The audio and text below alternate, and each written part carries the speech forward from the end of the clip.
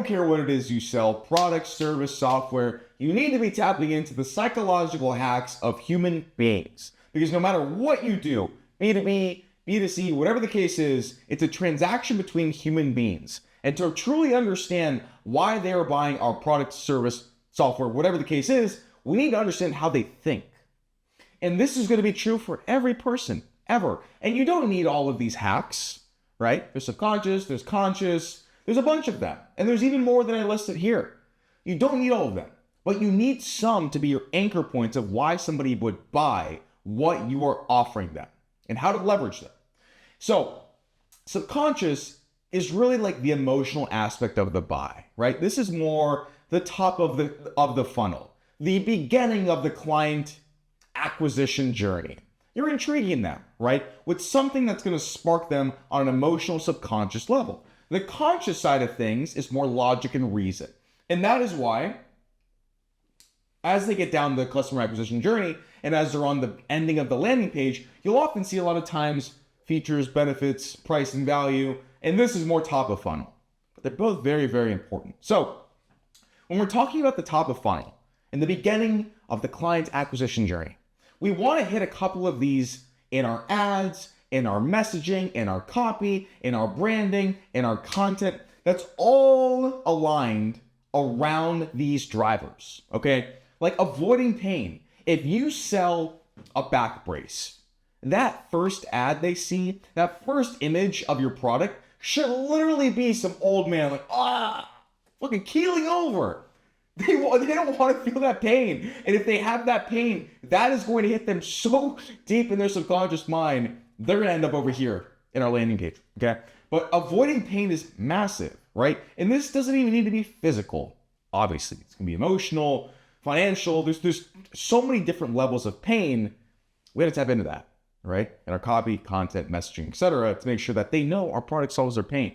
And if you're not a pain solver, that's okay. You can give them pleasure too. We're going to be talking about that. Status is a big one, right? Status is a big one. If you're selling status, you really want to paint the picture with the environment and the other people in the content as well. This is a big subconscious driver. For example, if you're selling status, a watch, right? Or designer clothes, whatever the case is, the environment this individual is in the content needs to align with status-driven environment, right?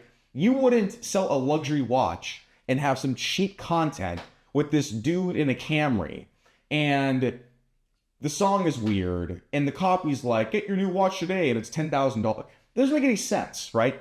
Alignment. He'd be probably with like a beautiful woman. That is status. If we're selling status, we go all in.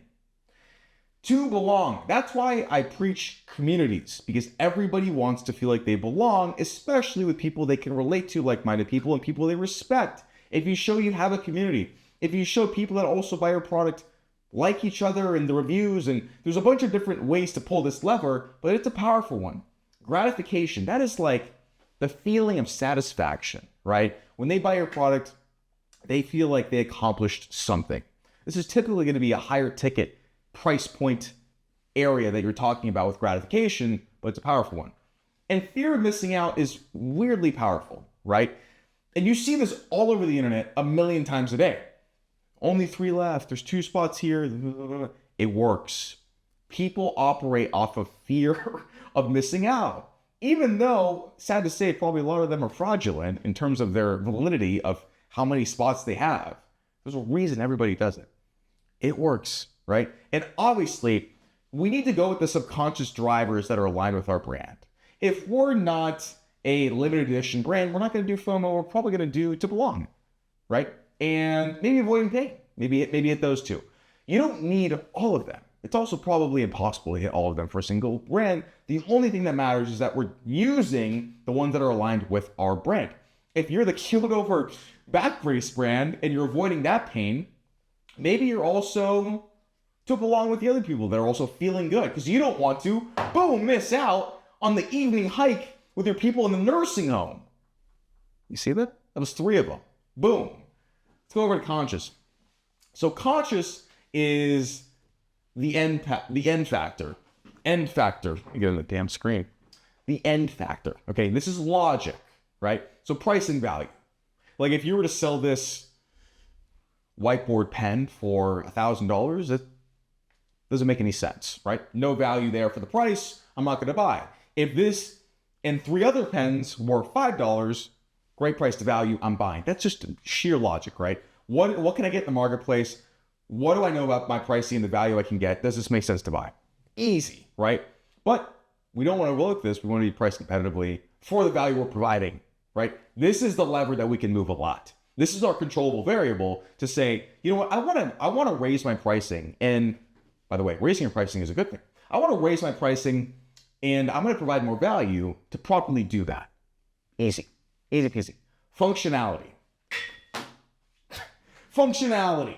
The back brace thing. Like let's say for the back brace, they had to, open it up and it gets delivered and they had to, put these pieces together. That sucks, right? And they had to do some weird thing with their back versus the competitor is just out of the box, ready to sling on your back and you're on the evening walk with your friends.